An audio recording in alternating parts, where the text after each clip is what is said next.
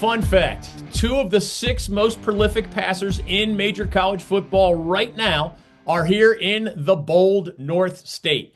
Duke's Darien Mensah, the multi-million-dollar transfer from Tulane, is at 326 passing yards per game, and East Carolina's Katin Houser is at about 315 yards per game. If you look around the country, and definitely at places like Charlotte, at UNC, at Wake Forest, right here in North Carolina, you will see a lot of teams that either lack the personnel to produce a functional passing game or that haven't yet developed the timing and the chemistry needed to develop confidence in that area.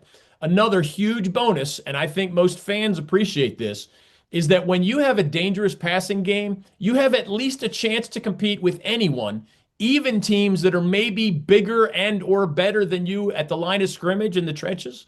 That makes it a lot more fun for everyone at places like Duke and ECU right now, including the spectators. So I do hope the fans at Wallace Wade Stadium in Durham and Dowdy-Ficklin Stadium in Greenville appreciate this special aspect of what they're watching with the Devils and the Pirates this season. With that fun fact in mind, shout outs to not only Mensah and Houser, the trigger men in those prolific passing attacks, but the respective lines and receivers and coordinators too. At Duke, one big shout out goes to offensive coordinator Jonathan Brewer, a guy who was with Manny Diaz back in 2020 and 2021 when Coach Diaz was the head coach of the Miami Hurricanes. Coach Brewer also was part of some very successful offenses and teams at SMU under Rhett Lashley before jumping to the Blue Devils prior to last season, very soon after Manny Diaz was hired to take over at Duke. Keep in mind, Darien Mensah didn't arrive in Durham until this January, so for the Blue Devils to produce those big passing numbers so quickly is a tribute to a smooth and quick transition and to the value of spring practice and to the talent evaluation skills of guys like Manny Diaz and Coach Brewer, who got the most out of Texas transfer Malik Murphy last year during their 9-win season, but in my opinion, were extremely wise to head back into the transfer portal to pursue Darien Mensah, who's not only an upgrade over Murphy, but also someone who's only a redshirt sophomore, meaning he could be the Devils QB this year, but also in 2026 and 2027. Mensah has shown tremendous poise in the pocket, good arm strength, good throwing accuracy, and impressive leadership skills. All the things Manny Diaz told us about at ACC kickoff back in July, those are the things that led his coaches to announce after preseason practice in August that the Duke players had voted Darien Mensah one of the Blue Devils' 4 permanent captains here during the 2025 season. Each of the other 3 captains at Duke is a returning player. So the fact that Mensah made that sort of positive impression on his teammates and coaches so quickly as a 2025 transfer is very impressive as well. Similarly, shout out to ECU offensive coordinator John David Baker, who has mentored the Pirates QB, Katin Houser, over these past 2 seasons, and remember, helped engineer the team's dramatic midseason turnaround a year ago when the Pirates started 3-4. But after that midseason coaching change from Mike Houston to Blake Harrell, they won 5 of their last 6 games, including over NC State in the Military Bowl. Mike Houston had hired Baker away from Ole Miss at the end of the 2023 season, after Coach Baker had been the co-offensive coordinator for some of those explosive Jackson Dart-led offenses that the Rebels had under head coach Lane Kiffin.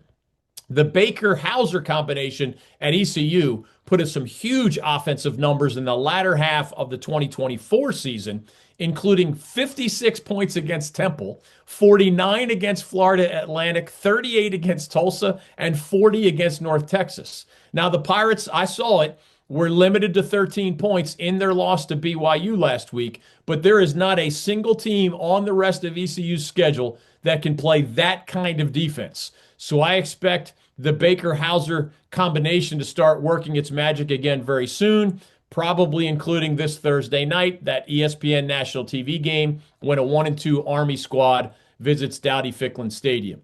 Red 93! Red 93!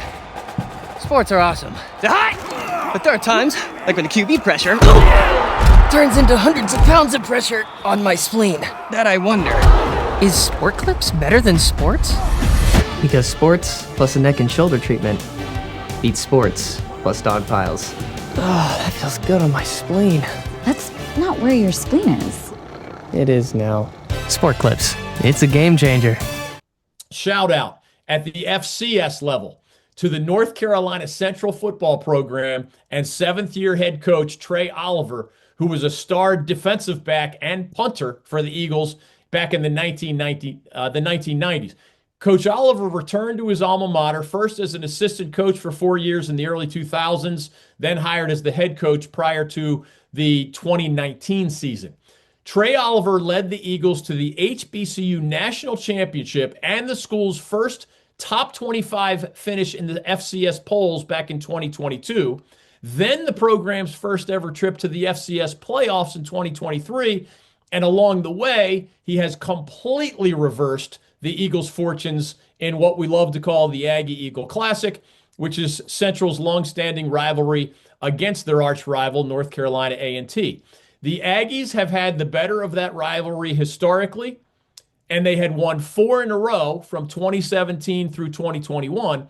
But under Coach Oliver, the Eagles have now completely turned the tables and won 4 in a row themselves, including by a 62-20 score last Saturday in Greensboro. We were there to see it with our Old North State tailgate and traveling sports circus, and it was quite the spectacle.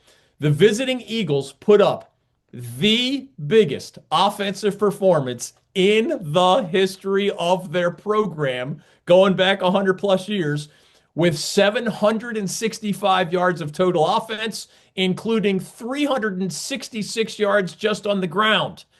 NC Central also is once again among the favorites in the MEAC this season, and that conference schedule begins with the Eagles' homecoming game against Delaware State on October 25th.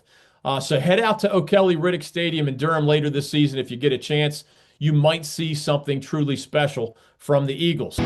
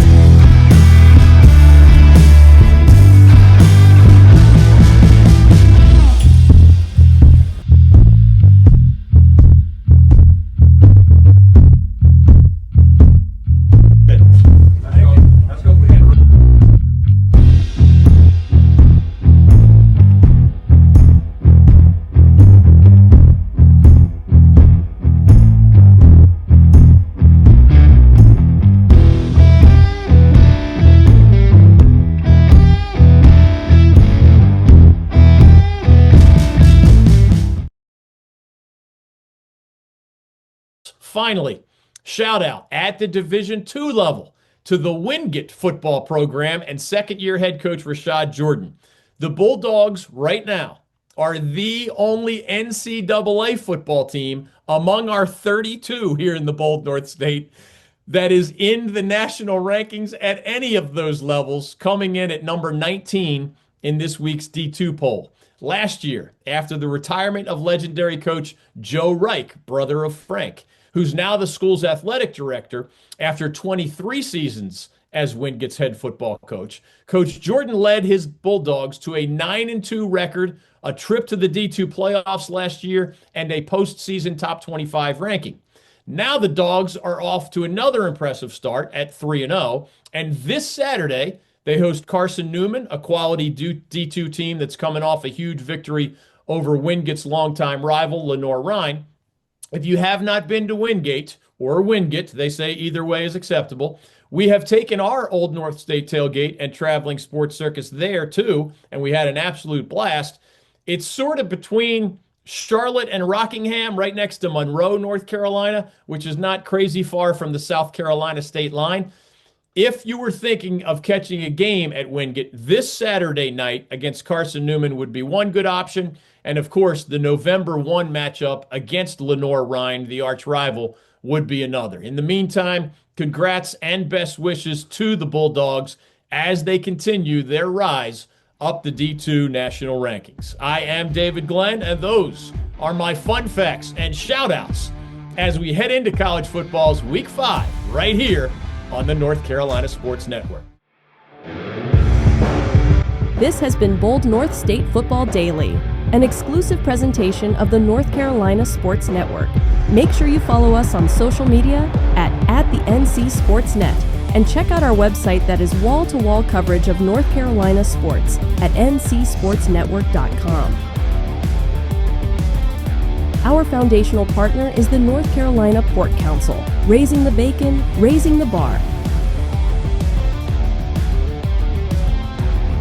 Telling the stories of the bold North State, this is the North Carolina Sports Network.